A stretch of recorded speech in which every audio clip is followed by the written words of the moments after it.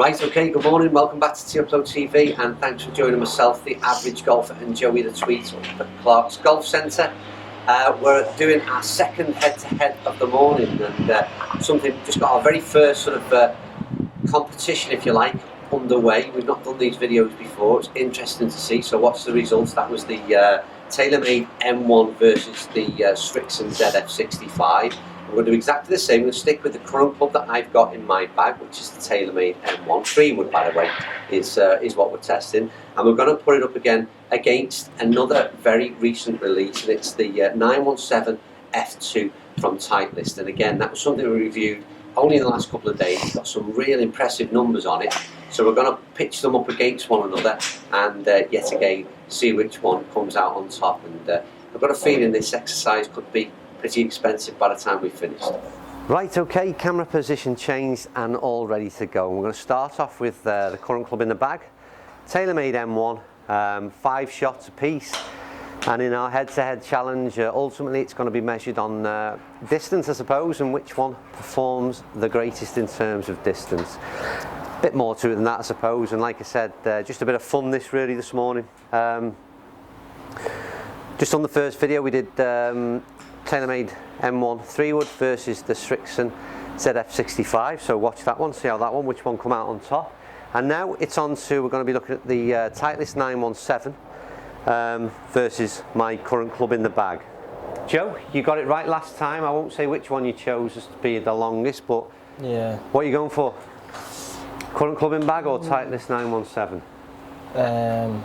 Go with the Titleist. Go with the Titleist again? Titleist. You're back in new technology, aren't you? Yeah. Well, interesting choice.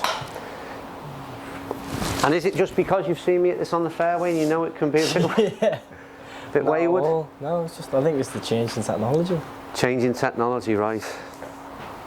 Here we go, we'll soon find out. So first one, don't forget, it's 5 balls. First one is going to be from the Taylormade. I'll turn that over a bit, Joe, left of target. Should be moving right to left. Slightly at the bottom of the club. Give me a number. 227 total. So not a great start. Not a great start. So we need to be doing something better than that. I just noticed straight away that I'm just trying to give these putters just too much of a hit and pull that one left. The swing's all got a bit reckless. And not focusing on what we should be doing really. Which 224 total. Yeah. Interesting thing I did say about the Taylormade as well, when you're not swinging great, it still gives you plenty of help. So that's something I will say in its favour. Because these haven't been great swings so far.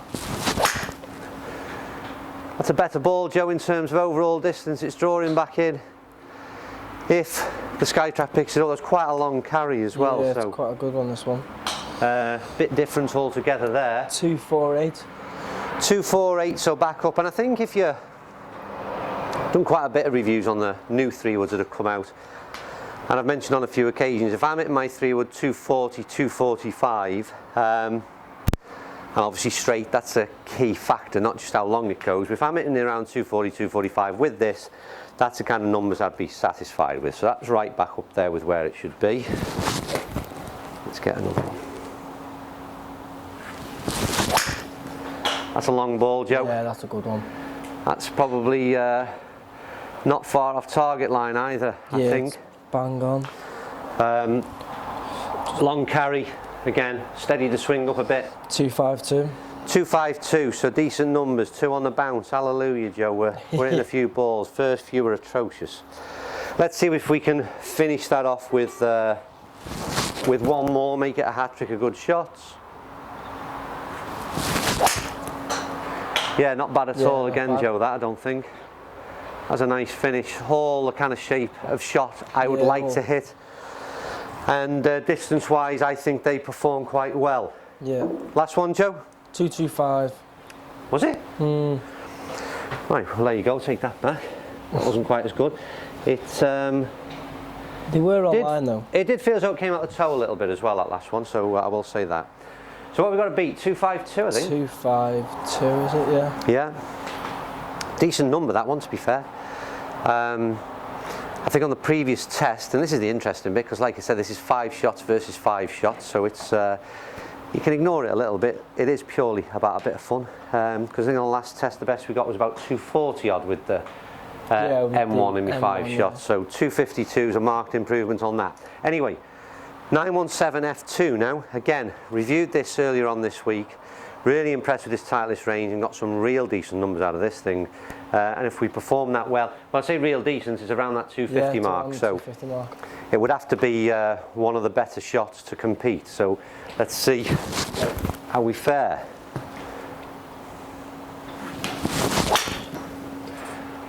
It comes slightly out the bottom. Yeah, I don't think I'd have got away with that too much, Joe, did I? Came at the bottom of the club. No? 220. Yeah, so certainly resonated in the figures, as I often say. Just again, just trying that little bit too hard with those first couple. Again, distance-wise, it's okay. It's a low ball flight. It's left the target. 238. 238. I mean, what I will say, it's interesting for me with all these clubs, just to throw in a bit of feedback in terms of not just a direct head-to-head. The interesting thing for me is some of these swings have, well, they've not been great to be fair, and you still get a decent number. The swing I threw in there almost doesn't deserve 238 yards because, as I say, they're not great, but that to me is the difference with these clubs nowadays. That's a ball, Joe. Yeah. In terms of distance, again, just got that one turning over slightly, but I would imagine that's right up there in terms of distance. I may be wrong. Yeah, 244. 244, so a lot better. We're creeping up, but we've got 8 yards to make up.